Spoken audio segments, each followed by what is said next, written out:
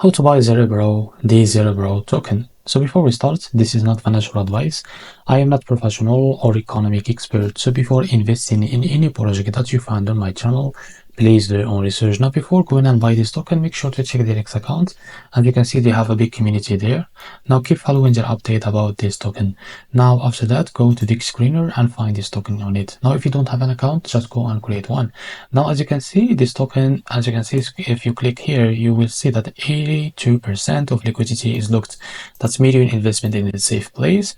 Now after that, as you can see, this token is under Solana network. Now you can now copy the token address. Now go and open your Phantom wallet and now click on swap, and here make sure you have enough Solana on your network, and now click here and paste the token address as you can see. So this is our token, just click on it, and now after that type here how much you want to buy. Wait a few seconds to see how much you will receive. Now for sure you can increase the amount, and you can after increase it more than that. As you can see, this is how much you will receive. Now after that, select the provider. The only provider here is Jupiter. Now click on it. Make sure to read all of this information here and click on swap.